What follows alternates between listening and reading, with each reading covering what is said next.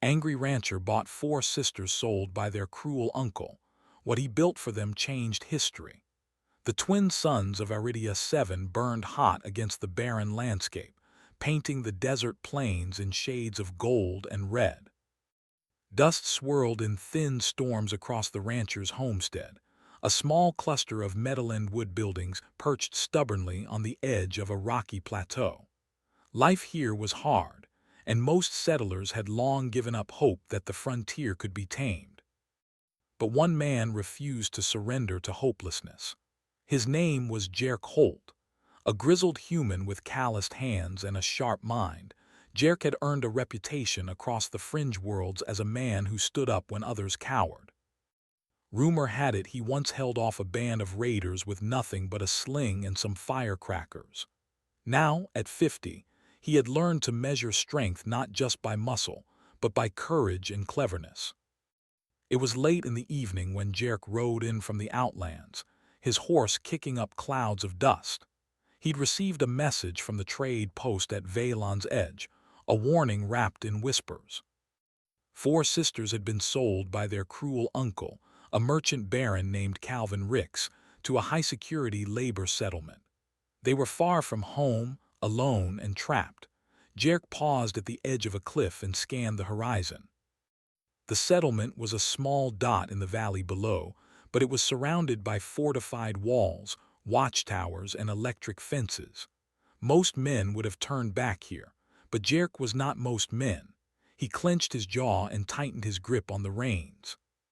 "These girls won't wait for help," he muttered. "And neither will I inside the settlement."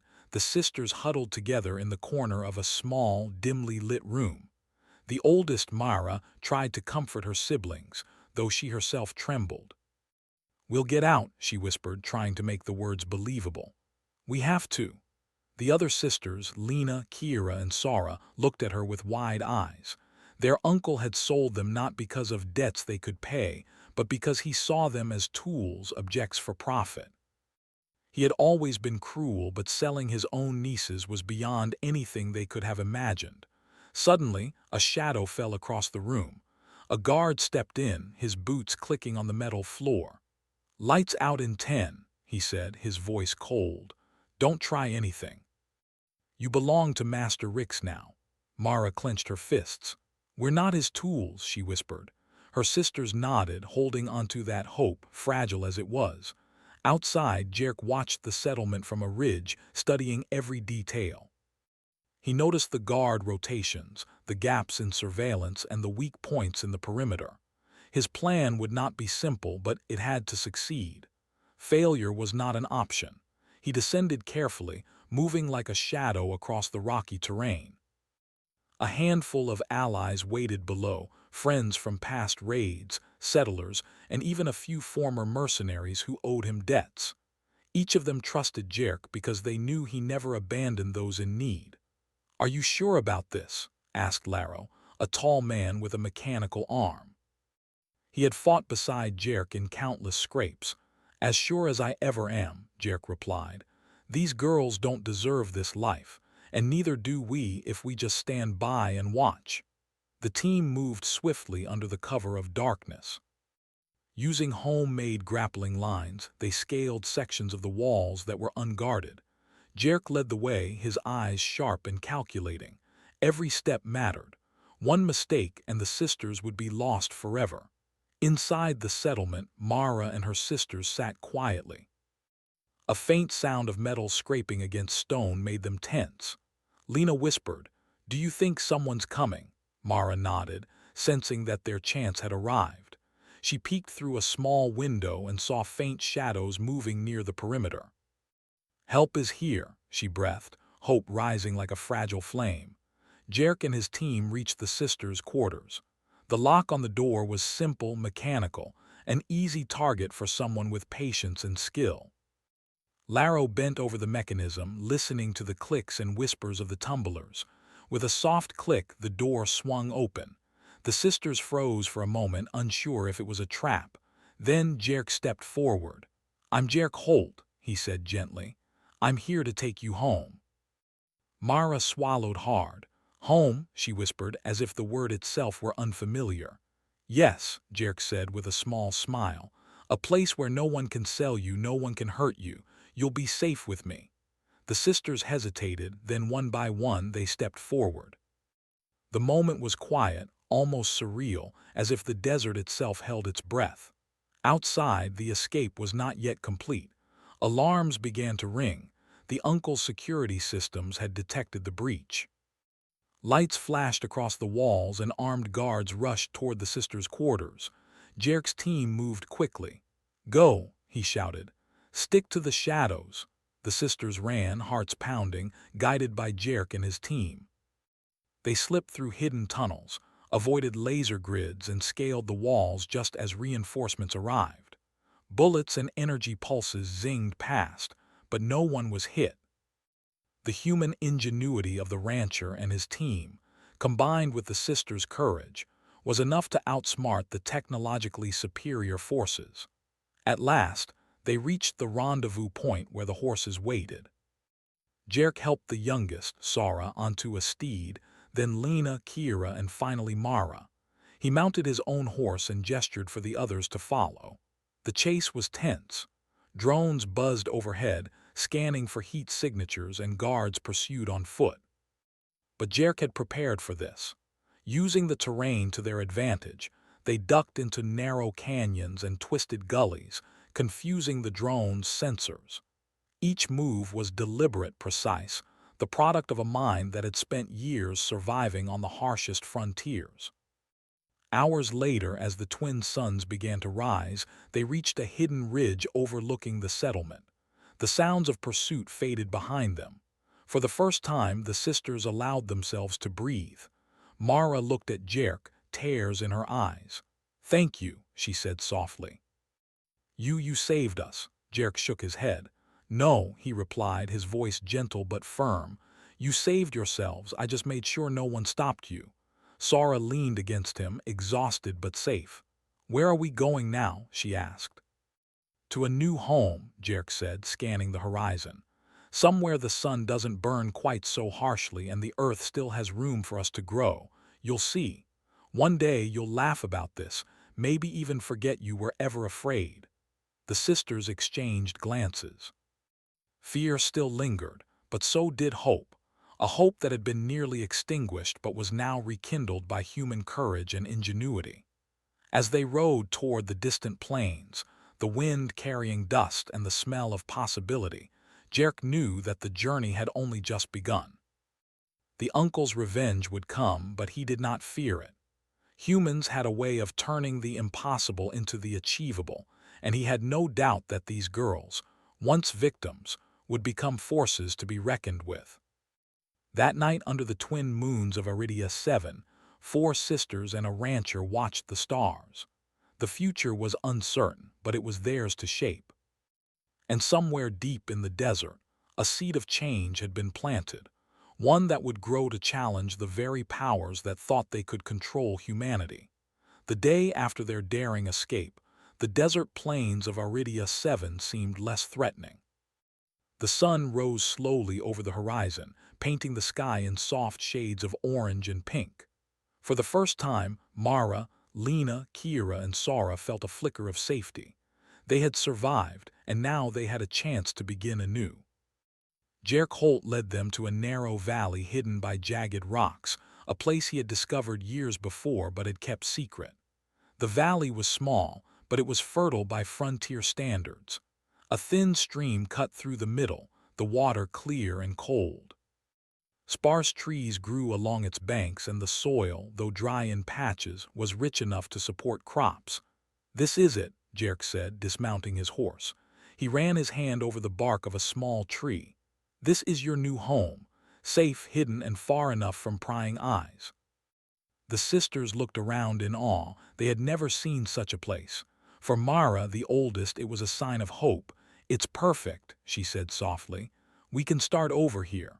The first days were difficult.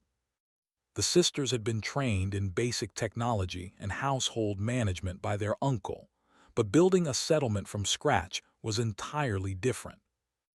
Jerk taught them how to identify edible plants, dig wells, and reinforced the natural terrain to protect from storms and wild creatures. Every day was a lesson, and every lesson tested their patience and determination. Lena, the second eldest, discovered she had a knack for engineering. She began studying the old wind turbines Jerk had salvaged from a nearby abandoned settlement. "We can make these work again," she said one morning, rolling up her sleeves. "We just need some creativity and patience." Jerk smiled. Creativity was exactly what they would need. "That's the spirit," he said. "If humans can survive on the frontier, it's because we don't just accept what is, we improve it." The sisters threw themselves into the work. Kira, quiet and meticulous, learned to manage the water supply. She built channels from the stream to irrigate small plots of land, making sure that every drop of water counted. Sara, the youngest, had a natural way with animals and helped Jerk train a few wild creatures that could serve as guards and helpers. Days turned into weeks. Slowly, the valley transformed. Makeshift shelters grew into sturdy cabins. The old wind turbines Lena worked on began generating electricity. The field sprouted green shoots of grains and vegetables. Each success, no matter how small, gave the sisters more confidence. Yet, the memory of their uncle's cruelty lingered. At night, Mara would sometimes lie awake, wondering if they had truly escaped, if the next attack could come at any moment. Jerk noticed her unease and placed a hand on her shoulder. "We can't control everything," he said gently, "but we can control what we build here. This place, these people, it's ours, and no one can take that from us unless we let them." Jerk's words became their mantra. They worked not just to survive, but to thrive. Humans had a way of turning adversity into opportunity, and the sisters were beginning to understand that. One morning, as they were planting crops along the stream, a rumble shook the valley. Rocks tumbled from the cliffs and the sisters froze. Jerk held up a hand. "Stay calm. This is just a reminder that the frontier doesn't forgive carelessness." A small landslide had occurred, likely caused by the previous night's minor quake. Instead of panicking, the sisters worked together to clear the debris and redirect the stream to prevent flooding. Each challenge strengthened their confidence and skills. As the months passed, the valley became more than just a home, it became a sanctuary. Word of Jerk and the sisters began to spread across the frontier. Travelers, traders, and settlers started arriving, curious about the hidden valley where humans had built a thriving community in a place most considered impossible. One evening, Mara stood atop a small hill overlooking the valley. Fires burned softly in cabins below, crops swayed gently in the wind, and laughter echoed from the central courtyard where children played. She felt a deep sense of pride. "We've done it," she said quietly. "We're safe here." Jerk joined her, his eyes scanning the horizon. "Safe, yes, but remember, safety isn't permanent. It's something we earn every day." The sisters began to innovate. Lena's turbines were improved with water-powered generators. Kira developed a rain collection system to ensure a steady water supply during the dry season. Sara trained animals to patrol the perimeter and alert the settlers of any approaching threats. Mara organized a library and workshop where everyone could learn and contribute, fostering a sense of community and shared purpose. One day, a trader named Iran arrived with news from the outer colonies. "Your uncle, Calvin Ricks, is not pleased," he said cautiously. "He has sent bounty hunters and mercenaries to find you. He's offering a fortune for anyone who brings you back." The sisters exchanged worried glances. The past had not been erased and danger still loomed. Jerk's jaw tightened. "Let them come," he said. "We've built something they can't take with brute force. They'll see soon enough that humans are more than what they can control." True to his words, the next weeks tested their settlement. Mercenaries scouted the valley, trying to find a way in. Drones flew over at night, scanning for heat signatures. But the humans were prepared. Lena and Kira had designed camouflage nets and automated traps. Sora's animals alerted them to any movement, and Mara coordinated drills and escape routes for all residents. The first encounter was a small skirmish. A group of mercenaries tried to sneak through the canyon, only to trigger hidden alarms. Human ingenuity, combined with careful planning, forced them to retreat. They returned with reports that the settlement was heavily defended by something they could not understand. Word spread quickly. Other frontier settlers, hearing of the sisters' success, began to send their own families, knowledge, and resources. The valley became a hub of innovation and learning. Humans from all over the frontier joined them, bringing skills, ideas, and determination. Together, they built a community where creativity, courage, and cooperation thrived. One night, around a campfire, the sisters reflected on how far they had come. Mara spoke first. "Do you remember the first night when we thought we'd never escape?" Lena nodded. "I was so afraid, but now look at what we've built." Kira smiled softly. "It's more than a home, it's proof that we're stronger than anyone thought." Sora, usually quiet, looked up at the stars. "I feel like we can do anything here." Jerk watched them with pride. "You've all grown into remarkable people. Humans survive not because we're the strongest or the fastest, but because we learn, adapt, and never give up. This place, this valley, it's proof of that."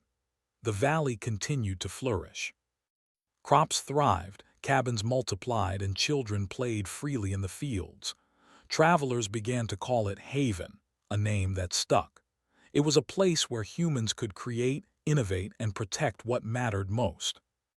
And yet the sisters knew that the universe beyond their valley was vast and full of unknown dangers. But for the first time, they felt ready. They were no longer helpless victims. They were builders, innovators, and leaders.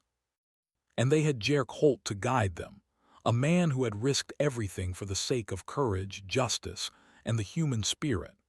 As the twin suns of Iridia 7 set, casting long shadows across the valley, the sisters gathered with Jerk on the hill. The valley below shimmered with life and possibility. It was more than survival. It was a testament to what humans could achieve when they refused to accept oppression and embraced their creativity, courage, and unity. In the distance, a faint glimmer hinted at challenges yet to come, but for now they were safe. And in their hearts burned a certainty. No matter what the universe threw at them, humans would endure, adapt, and thrive. The sanctuary they had built was not just a home. It was the beginning of a new chapter in history, one shaped by courage, ingenuity, and hope.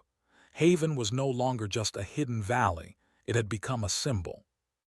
The human ingenuity and courage of Jerk Holt and the four sisters had drawn attention across the frontier. News of the thriving settlement spread to nearby colonies, carried by traders, wanderers, and those seeking refuge from the harsh worlds beyond. But with attention came danger. Far across the frontier, in a high-rise fortress of steel and glass, Calvin Ricks, the uncle who had sold his nieces, scowled at a hollow map. His fists slammed against the console as the report blinked insistently. The girls had escaped, and the rancher had turned the valley into a fortified settlement.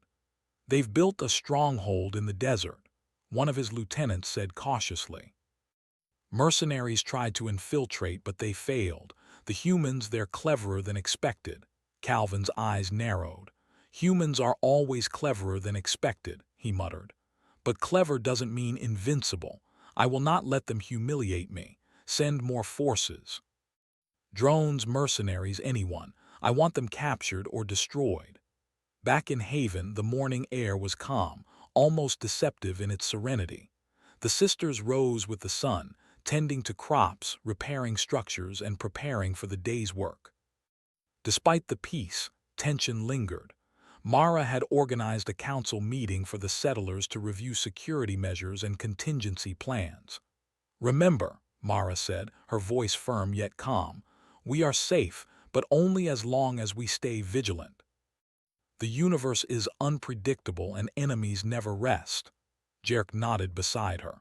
The uncle may think he can control or intimidate us, but he underestimates humans.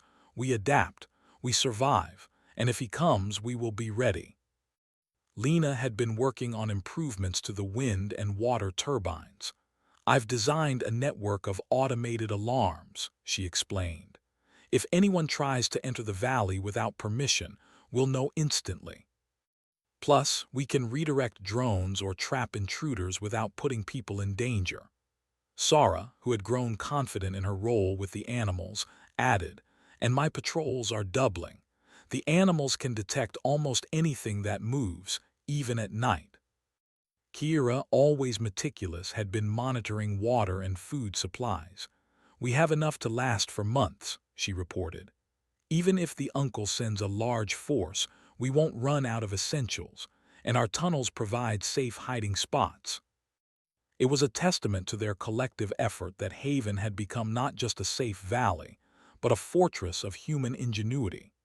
Every skill the sisters possessed, combined with Jerk's knowledge of survival and tactics, turned natural terrain into a cleverly defended settlement.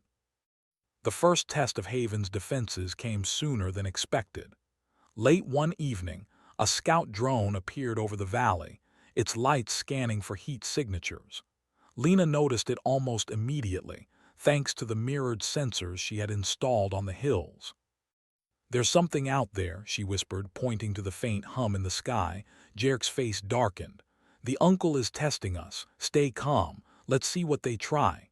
The drone swooped closer, attempting to map the settlement. Using a combination of mirrors, smoke, and carefully placed holograms, Lena tricked the sensors into reading false images.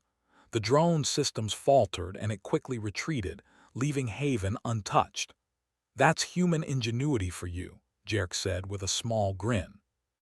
We don't fight them on their terms, we fight smart. Over the following days, the attacks escalated. Small squads of mercenaries tried to breach the valley, often at night. Each attempt failed thanks to traps, alarms, and the sisters' clever strategies. The intruders were forced to retreat repeatedly, confused and frustrated by defenses they could not understand.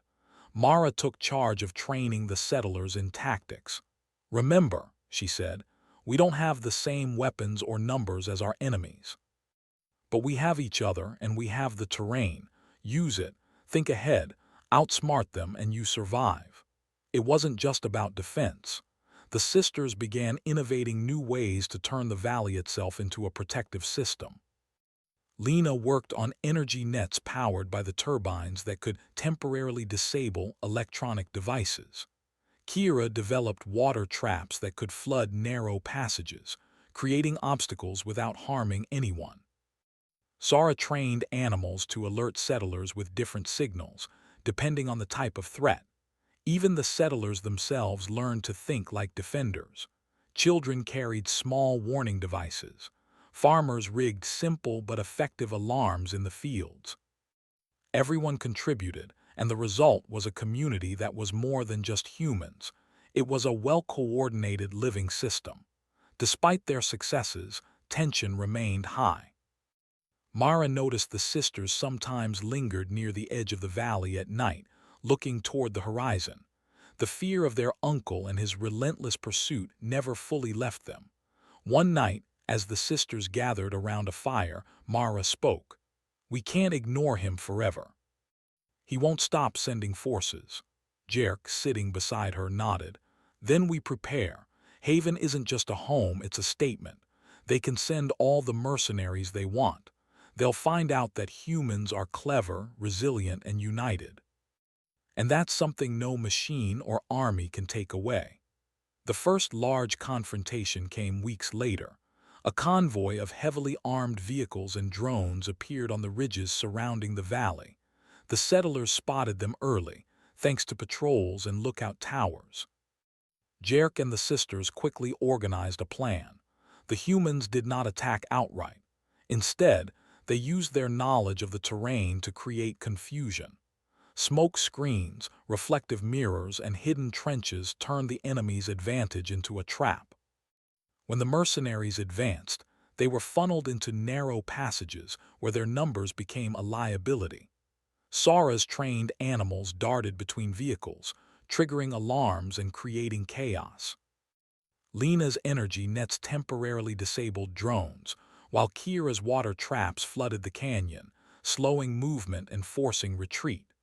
Mara coordinated every step, giving clear signals to the settlers and ensuring no one was harmed. By the time the sun rose, the enemy was gone. The settlers cheered, and even the sisters allowed themselves to smile. "We did it," Lena said breathlessly. "We actually did it." "Yes," Jerk said, surveying the valley, "but remember, this is only the beginning. They'll learn from this, and we must be ready for the next move." The victories, however, brought more settlers to Haven. Humans from nearby colonies arrived, inspired by stories of a hidden valley where courage, creativity, and unity had triumphed over greed and cruelty. The community expanded, bringing in more skills, ideas, and innovations. Each new arrival strengthened Haven, making it more resilient and resourceful. But the growing community also brought challenges. More people meant more resources were needed, more organization was required, and new conflicts sometimes arose. The sisters learned leadership not just in defense, but in maintaining harmony and collaboration. Mara led discussions, resolving disputes with fairness. Lena trained new engineers. Kira taught settlers water management and farming. Sara organized animal patrols and safety drills. Even as they built and defended Haven, the sisters never forgot the human spirit that had carried them through adversity. They held celebrations, shared stories of courage, and reminded everyone that they were part of something larger, a living proof that humans could survive and thrive in ways no other species could. One evening, as the valley settled into quiet, Jerk and Mara walked along the ridge, looking over the lights of Haven. "They won't stop," Mara said softly. "The uncle will keep coming." "I know," Jerk replied, "but neither will we. Humans adapt and we are stronger together. He can send all the forces in the galaxy, but he can't take away what we've built here." Mara nodded, her resolve firm. "Then we keep building, keep innovating, keep defending. Haven will not fall." And so the valley thrived. Every challenge, every threat, every attack only made the settlers stronger, smarter, and more united. Humans had turned adversity into opportunity, danger into learning, and fear into courage. The sisters, once helpless victims, were now leaders, innovators, and defenders. Haven had become more than a settlement. It was a testament to the human spirit, a place where ingenuity, teamwork, and courage created a force that could not be easily defeated. As the twin suns of Iridia 7 set behind distant cliffs, Jerk and the sisters stood together on the ridge, watching over the valley. Somewhere beyond the horizon, their uncle schemed, but Haven was ready. Humans had proven that even against overwhelming odds, unity and creativity could overcome brute force. And the sisters knew that as long as they worked together, nothing could destroy what they had built. The rivalry with Calvin Ricks was only beginning, and the challenges ahead would be greater. But the humans of Haven had learned an important truth. No enemy could match the strength of determination, the cleverness of strategy, and the courage that burned within them. Haven was not just a sanctuary, it was a symbol, and the sisters, along with Jerk Holt, were ready to defend it with every ounce of their ingenuity and courage. The sun rose slowly over Haven, casting golden light across the valley. The settlement had grown larger and more organized than ever.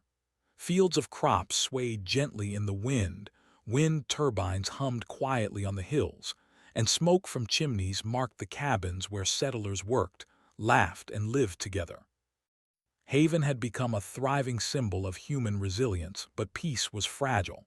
Jerk Holt stood atop a ridge, scanning the horizon. In the distance, clouds of dust rose where new forces approached. His jaw tightened. He had expected the uncle to strike again, but this time, the scale was unlike anything they had faced before. Calvin Ricks had sent a fleet, vehicles bristling with weapons, drones scanning every inch of the terrain, and heavily armed mercenaries prepared to overwhelm Haven. They were confident that brute force would finally crush the humans who dared defy him.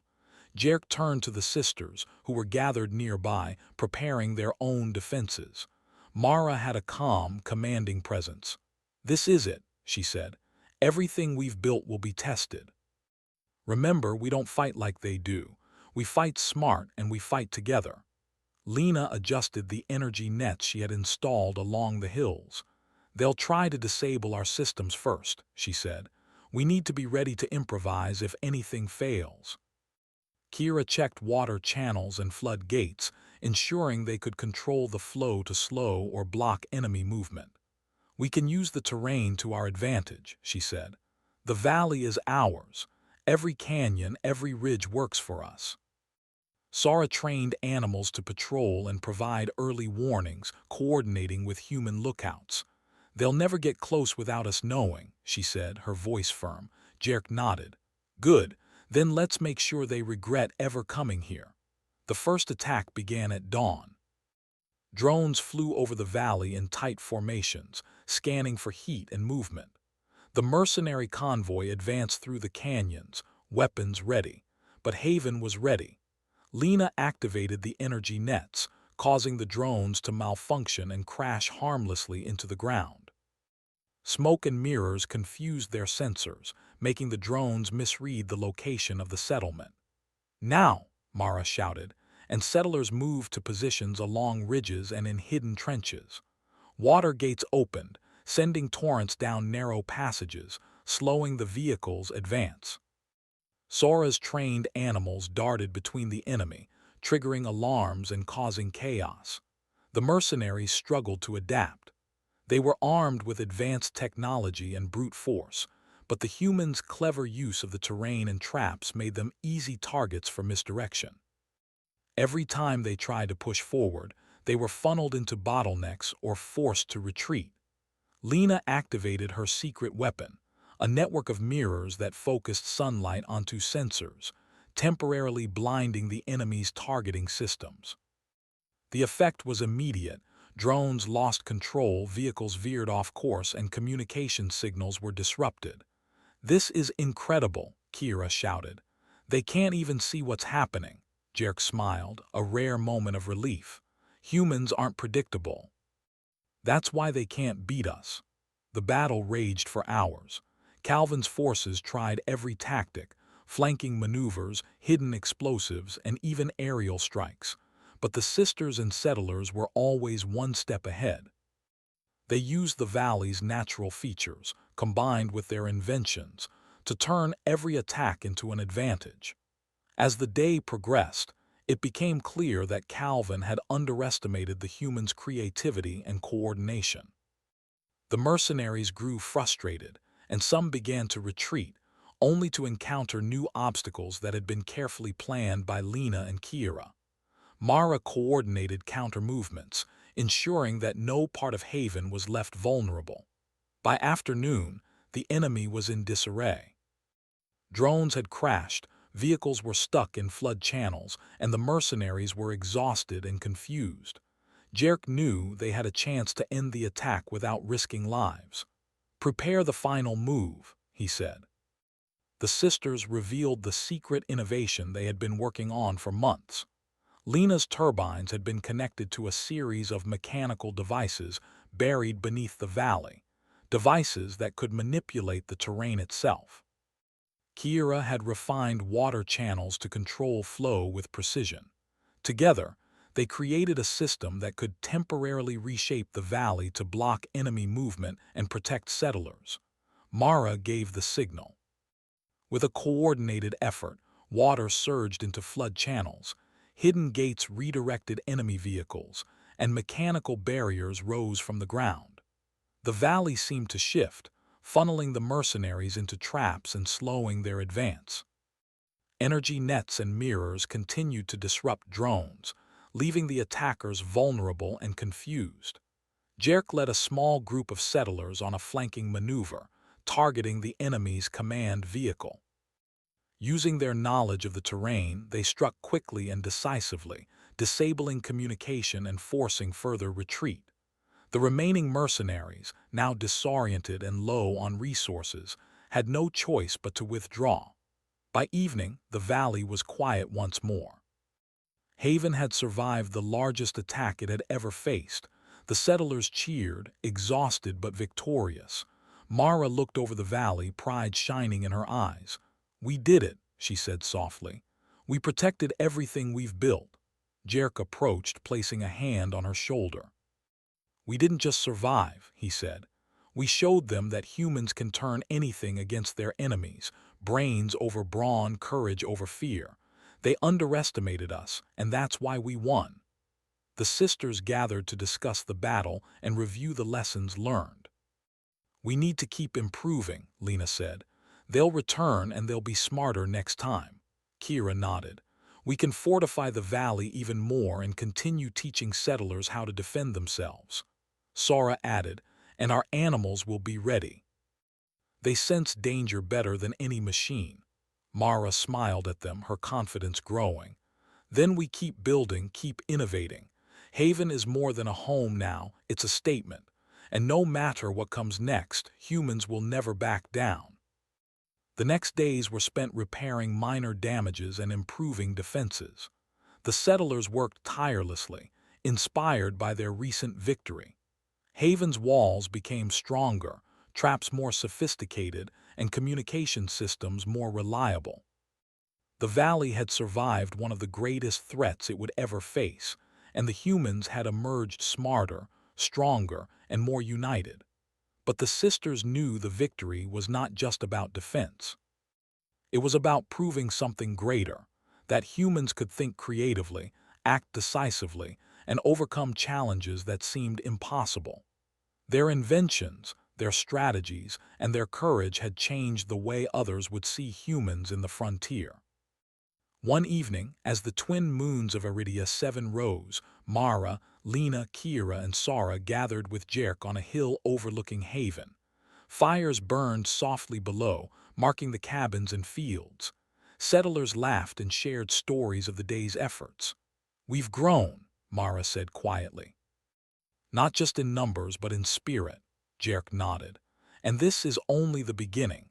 Calvin Ricks may return with greater forces, but nothing can match what we've built here. Humans adapt and humans endure. That is our greatest weapon." The sisters looked at each other, a silent understanding passing between them. They were no longer victims or survivors. They were leaders, innovators, and defenders. Haven was not just a home. It was a symbol of human potential, ingenuity, and courage. As the moons rose higher, the valley glimmered under their light. The twin suns had set, leaving shadows behind, but Haven shone bright. It was a beacon of hope and proof that humans, even in the face of overwhelming power, could triumph through intelligence, unity, and determination. And somewhere far away, Calvin Ricks fumed. He had underestimated the humans, and that mistake had cost him dearly. But the sisters and Jerk knew he would not give up easily. The final chapter of this struggle was yet to come. For now, however, Haven had survived, and the humans within it had proven that they were a force to be reckoned with. They had turned the impossible into the achievable, danger into opportunity, and fear into courage. The turning point had arrived, and the human spirit had emerged victorious. Haven had survived the greatest challenge it had faced, and the humans within it had become stronger, wiser, and more united than ever. The valley was not just a home, it was a fortress of creativity, strategy, and human determination. And as the stars sparkled above, the sisters and Jerk knew that no matter what came next, humans would continue to adapt, innovate, and triumph. The sun rose over Haven once again, painting the valley with a golden glow. The settlement had grown far beyond its humble beginnings. Cabins lined the ridges, wind turbines spun steadily, and cultivated fields stretched across the plains. The settlers moved with purpose, each person knowing their role and contributing to the community's continued growth. Mara, Lena, Kira, and Sora stood atop the highest hill, looking out over the valley. It was a quiet moment, but their minds were busy, reflecting on how far they had come. What had once been a place of danger and fear had transformed into a sanctuary and a symbol of human ingenuity. Jerk Holt joined them, leaning on his cane from the morning's patrol. Though older, his eyes still shone with determination. "You've done more than survive," he said. "You've built something that will last." Mara nodded, feeling the weight of responsibility. "And it's more than just a home. Haven has become a place for learning, innovation, and hope. People are coming here from all over the frontier." Indeed, settlers from distant colonies were arriving daily, inspired by stories of the sisters' courage and ingenuity. They brought skills, tools, and ideas, each adding to the growth of Haven. Engineers, teachers, farmers, and craftsmen came together, sharing knowledge and strengthening the community. Lena had set up workshops for new arrivals, teaching engineering, energy management, and sustainable farming techniques. "We need to keep innovating," she told her students. "Humans are strongest when we think ahead and solve problems together." Kira focused on water management and food security. She designed irrigation systems that stretched across the valley and reservoirs that could withstand droughts. "A community survives only when everyone has what they need," she explained. "Planning and care make all the difference." Sora trained animals and settlers in security measures. Her patrols extended beyond the valley, creating a network of early warnings and safe paths for travelers. "Safety isn't just about walls," she said. "It's about being prepared and working together." Mara oversaw the community as a whole. She organized meetings, resolved disputes, and ensured that every voice was heard. "Haven thrives because we are united," she told the settlers. "Every person matters and every idea counts." The growth of Haven had not gone unnoticed. Far across the frontier, news of the human settlement spread to planets and colonies. Scientists, leaders, and explorers took interest in the innovations of the sisters and Jerk. They were amazed that humans had transformed a barren valley into a thriving, self-sustaining community. Calvin Ricks, the cruel uncle, had not disappeared entirely. He lurked on distant worlds, scheming and sending minor threats, but Haven had grown too strong to be easily threatened. His attempts were neutralized by the settlers' vigilance, the sisters' inventions, and Jerk's strategic planning. One day, a messenger arrived from a nearby colony. "They've heard of Haven," he said, eyes wide with excitement. "They want to learn from you. They want to see how humans can survive and thrive in the frontier." Mara smiled. "Then we teach them. Knowledge is our greatest weapon and our greatest gift." Over the following months, Haven became a hub of learning and innovation. Travelers came to study their systems, apprentices trained under the sisters, and settlers from other colonies brought new ideas to improve the valley. The community thrived not just in survival, but in progress and growth. Jerk watched the bustling activity with pride. "This is what humans are capable of," he said. "Not just surviving, but building something lasting. Not just reacting to danger, but shaping the future." The sisters themselves continued to innovate. Lena developed new energy systems using wind, water, and solar power. Kira expanded the irrigation network to allow multiple crops to thrive even in dry seasons.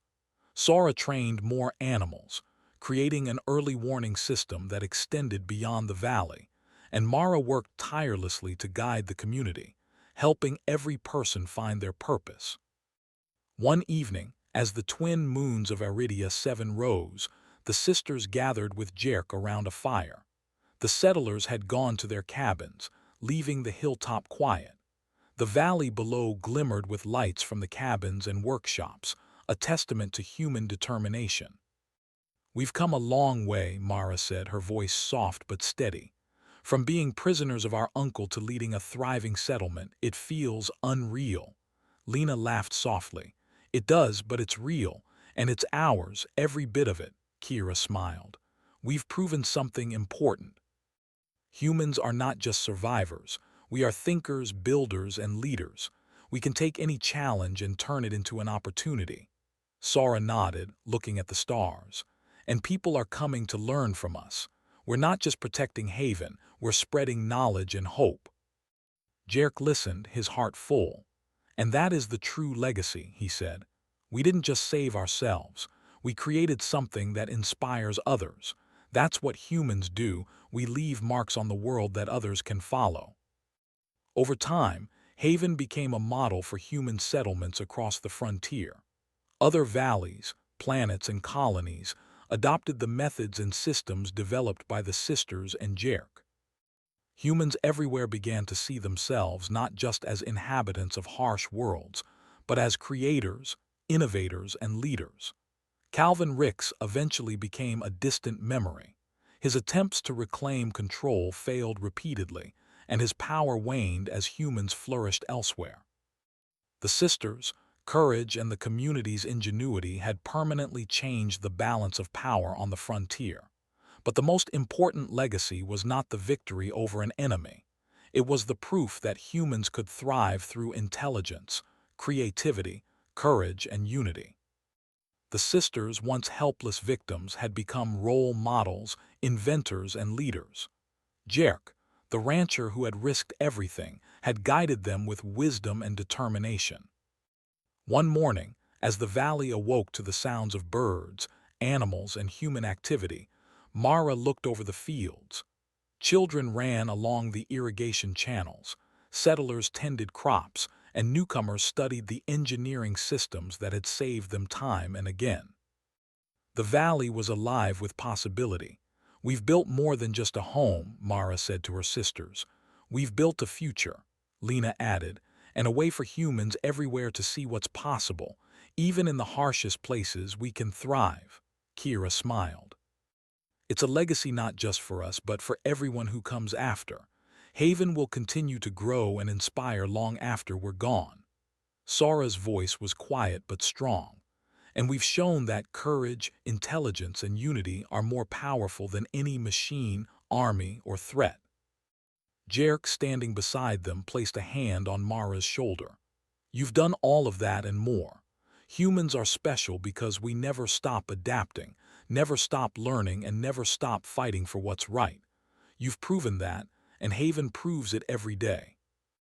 As the twin suns of Iridia 7 set, the valley glowed with warmth and life. Fires burned in the cabins, crops swayed in the evening breeze, and animals wandered freely across the fields. Haven was more than a settlement. It was a symbol, a testament to the human spirit, and a beacon of hope for the galaxy. In the distance, explorers and settlers from other worlds observed the valley, inspired by its success. They took ideas back to their own communities, spreading knowledge and proving that humans could shape the future, no matter the challenges. Mara, Lena, Kira, Sora, and Jerk stood together, looking at the stars. They had survived, built, defended, and thrived. They had turned fear into courage, danger into innovation, and adversity into opportunity. And in doing so, they had left a legacy that would endure for generations.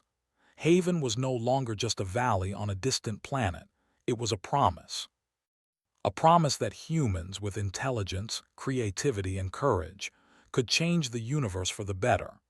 It was proof that even the most unlikely heroes could shape history, and that hope, determination, and unity were forces no enemy could defeat. And so, the sisters and the rancher watched the stars, knowing that their journey had changed the galaxy. Their story would inspire countless others, and the human spirit, clever, courageous, and unyielding, would continue to shine across the frontier for generations to come.